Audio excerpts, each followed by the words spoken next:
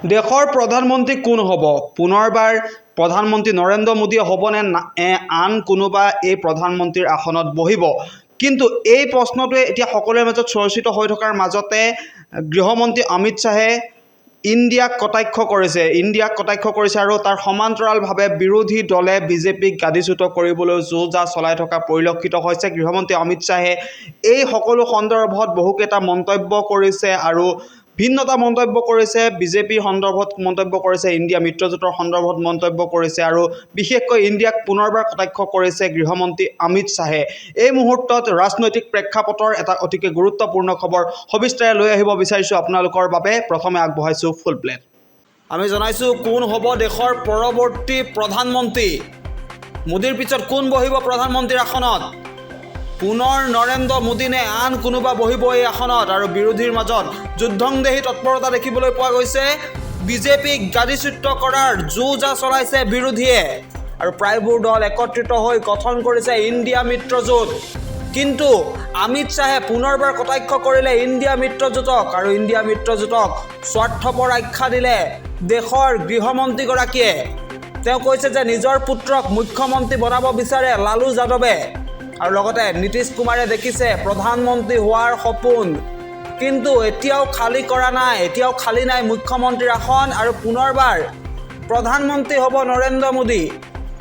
এক জনসভাত এই ভাষ্য প্ৰদান কৰে গৃহমন্ত্ৰী অমিত শ্বাহে। আমি পুনৰবাৰ জনাইছোঁ দেশৰ প্ৰধানমন্ত্ৰী কোন হ'ব, ইয়াক লৈ এতিয়া চৰ্চা চলি আছে। পুনৰ প্ৰধানমন্ত্ৰী হ'ব নৰেন্দ্ৰ মোদী নে আন কোনোবা বহিব এই আসনত?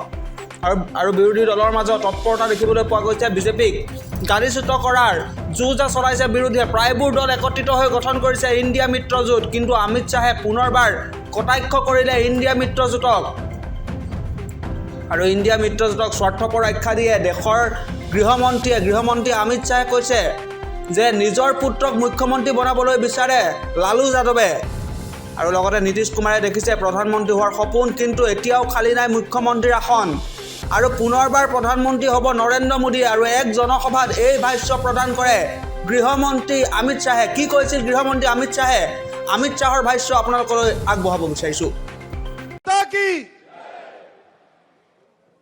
भाई 75 साल हो गए, ऐसी आवाज नहीं चलेगी। सारे लोग यहां से पूरे देश में आवाज जानी चाहिए। आज हैदराबाद मुक्ति दिन है, मेरे साथ दोनों हाथ उठाइए। मुक्ति के संघर्ष को श्रद्धांजलि के लिए प्रचंड आवाज से बोलिए भारत माता की, भारत माता की। मंच पर उपस्थित मेरे मित्र और साथी मंत्री, तेलंगाना भारतीय जनता पार्टी के अध्यक्ष श्रीमान जी किशन रेड्डी जी, भारत सरकार के गृह सचिव श्री अजय कुमार भल्ला जी, संस्कृति मंत्रालय के भारत सरकार के सचिव श्री गोविंद मोहन जी, निर्देशक आसूचना ब्यूरो श्री तपन डेका जी, सीआरपीएफ के डीजी डॉक्टर सुजोय लाल थाउजन जी, एसएसबी की डीजी श्रीमती रश्मि शुक्ला जी, आज जिन्होंने शिस्तबद्ध और शौर्य से प्रेरित परेड का प्रदर्शन किया है, सीआरपीएफ और सीआईएसएफ के मेरे प्यारे जवान भाइयों बहनों, उपस्थित सभी पैरामिलिट्री फोर्सेस के परिवारजनों और तेलंगाना के प्यारे भाइयों बहनों, आप सभी को तेलंगाना मुक्ति दिन की मैं बहुत बहुत शुभकामनाएं देना चाहता हूं और बहुत बहुत बधाई देना चाहता हूं। सबसे पहले मैं यहां हैदराबाद मुक्ति संघर्ष में लाखों जनता ने जो हिस्सा लिया, वो वीर नागरिकों को प्रणाम करना चाहता हूं। इसके साथ साथ कई लोगों ने हैदराबाद को मुक्त कराने के लिए अपनी जानों का बलिदान दिया, अपना सर्वोच्च बलिदान दिया। वो जनता और वीर शहीद जवानों को भी मैं शीश झुकाकर श्रद्धांजलि देना चाहता हूं। और आज तेलंगाना, कल्याण कर्नाटक और मराठावाड़ के ये विशाल क्षेत्र को भारतीय संघ में विलय करने के लिए जिनकी प्रमुख भूमिका रही, वो सरदार पटेल को भी मैं बहुत श्रद्धा के साथ नमन कर कर मेरी बात की शुरुआत करना चाहता हूं। मित्रों, आज तेलंगाना मुक्ति के 75 साल पूर्ण हो रहे हैं। मैं कोई झिझक के बगैर कहना चाहता हूं कि महापुरुष, लोह पुरुष सरदार पटेल न होते तो तेलंगाना को इतनी जल्दी मुक्ति नहीं मिलने वाली थी। वो सरदार पटेल ही थे जिन्होंने सारी चीजों को ठुकराकर सर्वप्रथम राष्ट्र सर्वप्रथम के सिद्धांत को चरितार्थ कर हैदराबाद पुलिस एक्शन की डिजाइन की और उसको खून का कतरा बहाए बगैर निजाम के रजाकारों की सेना को सरेंडर कराने का साहस दिखाया। सरदार पटेल और के.एम. मुंशी की ये युति ने, ये जोड़ी ने तेलंगाना क्षेत्र के, कर्नाटक के बीदर क्षेत्र के और मराठावाड़ा के ये विशाल क्षेत्र को हमारे महान देश के साथ जोड़ने का काम किया।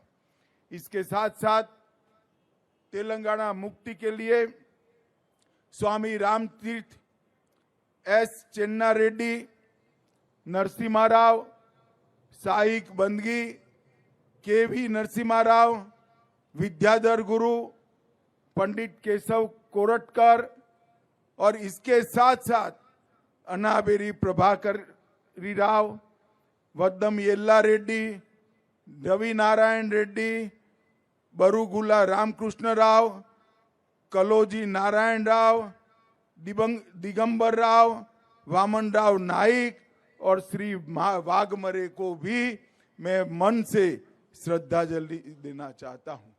मित्रों, अभी अभी देश ने अपने आजादी का महोत्सव मनाया और आज तेलंगाना मुक्ति का दिन है। अंग्रेजों के गुलामी से मुक्ति के बाद, समग्र देश आजाद होने के बाद 399 दिन तक यहां पर क्रूर निजाम का शासन रहा और ये 399 दिन, 400 दिन समग्र तेलंगाना क्षेत्र की जनता के लिए नरक की यातनाओं से भी कठिन दिन थे। सरदार पटेल ने इस क्षेत्र की जनता की भावनाओं को सम्मान देते हुए 400वें दिन पर इस क्षेत्र को आजाद किया। कई संगठनों ने संघर्ष किया। आर्य समाज, हिंदू महासभा, उस्मानिया यूनिवर्सिटी में छेड़ा गया वंदे मातरम आंदोलन, बीदर क्षेत्र के किसानों द्वारा रचे गए लोक संघर्ष के गीत और आंदोलन और युवाओं ने साथ में मिलकर तेलंगाना मुक्ति का जो आंदोलन किया था उसको अंतिम स्वरूप देने का काम हमारे श्रद्धेय लोह पुरुष सरदार पटेल ने किया। मित्रों, जैसा किशन जी ने बताया, 75 साल तक देश की किसी सरकार ने इस महान दिन को, इसकी ऐतिहासिक स्मृति को हमारी युवा पीढ़ी को याद कराने के लिए कार्यक्रम की रचना नहीं की। तुष्टीकरण की नीति के कारण हमेशा वो डरते रहे और तेलंगाना मुक्ति दिन मनाने की सिलसिला नहीं शुरू हुआ। मैं देश के प्रधानमंत्री नरेंद्र मोदी जी को बहुत बहुत साधुवाद और बधाई देना चाहता हूं कि 17 सितंबर को गत वर्ष जब 75 साल हुए, उन्होंने एक नई परंपरा शुरू की।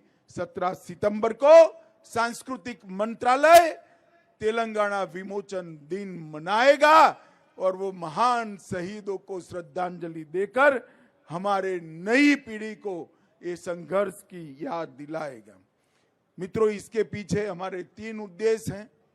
एक, नए पीढ़ी को, बालकों को, किशोरों को ये महान संघर्ष की याद दिलाना और देशभक्ति के संस्कार से सिंचित करना। दूसरा, उन शहीदों को श्रद्धांजलि देना जिन्होंने हैदराबाद मुक्ति के लिए काम किया। और तीसरा, अपने आप को राष्ट्र को पुनः समर्पित करना कि शहीदों ने जो स्वप्न देखे थे, इस प्रकार के राष्ट्र की निर्मिति के लिए हम आगे बढ़े। आज यहां पर एसएसबी इब्राहिमपट्टनम के पारिवारिक आवास का वर्चुअल शिलान्यास हुआ है। एसएसबी की फोर्स में काम करने वाले दक्षिण भारत के सारे जवानों के परिवारों के लिए एक नई शुरुआत है और मैं आशा करता हूं उससे परिवारजनों के जीवन में काफी सुलभता आएगी, सुगमता आएगी और सुविधा युक्त जीवन ये जी पाएंगे। आज यहां पर प्रसिद्ध पत्रकार और शहीद शोएबुल्ला खान और रामजी गोंड दोनों की स्मृति में डाक टिकट भी जारी किए गए हैं और आज यहां दिव्यांग भाइयों और बहनों को भी बैटरी से चालित ट्राइसिकल का वितरण भी करने वाले हैं, क्योंकि आज हमारे प्रिय प्रधानमंत्री नरेंद्र मोदी जी का जन्मदिन है और उसको हम सेवा दिन के रूप में भी मनाते हैं। आज ही के दिन मोदी जी का जन्म हुआ और विगत 9 वर्षों में आजादी के लिए संघर्ष करने वाले हमारे आजादी के नेताओं ने जो स्वप्न देखे थे, वो भारत के निर्माण के लिए मोदी जी के नेतृत्व में देश बहुत आगे बढ़ चुका है। 11वें स्थान पर जो रही थी हमारी अर्थव्यवस्था 2014 में, वो आज 5वें स्थान पर आई। चंद्रयान पहुंचाने वाला भारत विश्व में चौथा देश बना है और G20 के माध्यम से भारत की संस्कृति, भारत की कला, भारत के खान-पान, भारत की वेशभूषा, भाषाएं, ये सभी को विश्व के अंदर प्रसिद्ध करने का काम हमारे सम्माननीय प्रधानमंत्री ने किया है। इसके साथ साथ अफ्रीकन यूनियन को G20 में शामिल कर G20 को G21 में परिवर्तित करने का काम भी हमारे प्रधानमंत्री जी ने किया है। आतंकवाद, क्लाइमेट चेंज और अर्थव्यवस्था के बारे में मोदी जी का दृष्टिकोण समग्र विश्व के नेतृत्व ने आज स्वीकारा है और वो वैश्विक एजेंडा के रूप में दिल्ली डिक्लेरेशन से प्रस्तापित हुआ है। हमारे देश की कई धरोहर, चाहे उड़ीसा का कोणार्क मंदिर हो, चाहे नालंदा यूनिवर्सिटी हो, चाहे मधुबनी का पेंटिंग हो, इसको समग्र विश्व के सामने रखने का काम ये G20 समिट ने किया है। डिजिटल पब्लिक इंफ्रास्ट्रक्चर की वैश्विक मान्यता मिली। यूपीआई, बैंकिंग, आधार और मोबाइल टेक्नोलॉजी में भारत में जो क्रांति हुई है, इसकी भूरी भूरी प्रशंसा समग्र विश्व के नेताओं ने की है। मित्रों, आज मैं यहाँ आया हूँ तब बहुत लंबी बात करना नहीं चाहता, परंतु एक बात जरूर कहना चाहता हूँ। ये 400 दिन के निजाम के शासन में यहाँ की जनता ने जो अपार यातनाएं सहन की है, इसका हिसाब विश्व की यातनाओं के इतिहास में कहीं पर मिलना नहीं। इसीलिए सरदार पटेल ने कहा था, स्वतंत्र हैदराबाद भारत के पेट में कैंसर के समान है, उसका ऑपरेशन के बगैर और कोई रास्ता हो नहीं सकता। और इसलिए उन्होंने पुलिस एक्शन के माध्यम से हैदराबाद को स्वतंत्र करने का काम किया।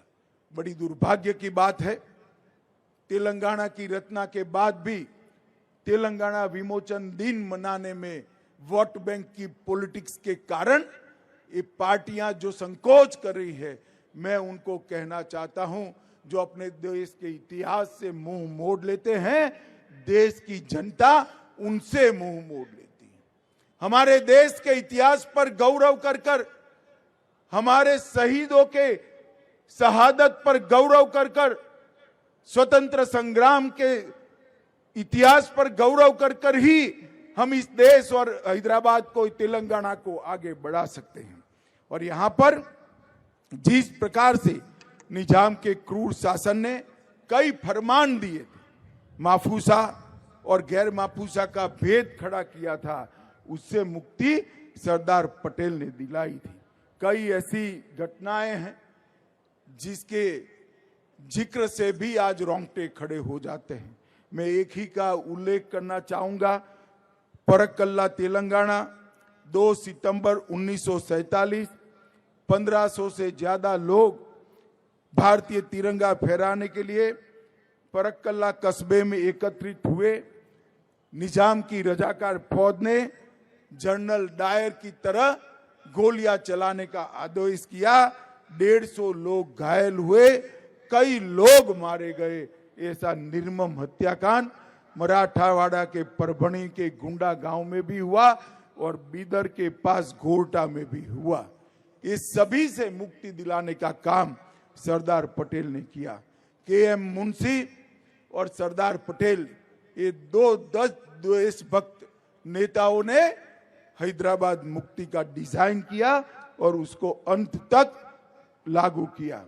और 10 अगस्त 1948 को सरदार पटेल ने कहा था कि हैदराबाद समस्या के समाधान का एक ही रास्ता है और वह है हैदराबाद का भारत में विलय, जिसको 17 सितंबर 1948 को उन्होंने सरेंडर किया और निजाम शरण में आए। मित्रों, आज मैं तेलंगाना राज्य की जनता को, कर्नाटक के कल्याण कर्नाटक की जनता को और मराठावाड़ के महाराष्ट्र की जनता को कहना चाहता हूं कि ये जो दिन है, ये दिन की स्मृति जो है, हमारा संघर्ष है, हमारे शहीदों का बलिदान है, उसको युगों युगों तक हम याद कर कर रखें, जिससे आने वाली पीढ़ियां इससे प्रेरणा ले और देश के विकास के लिए अपने आप को समर्पित करें। अंत में मैं फिर से एक बार सरदार वल्लभ भाई पटेल, के.एम. मुंशी और जिन जिन सभी महान आत्माओं ने इस देश के लिए, हैदराबाद मुक्ति के लिए बलिदान दिया, वो सबको प्रणाम कर कर मेरी वाणी को विराम देता हूं। मेरे साथ फिर से एक बार बोलिए, भारत माता की, भारत माता की।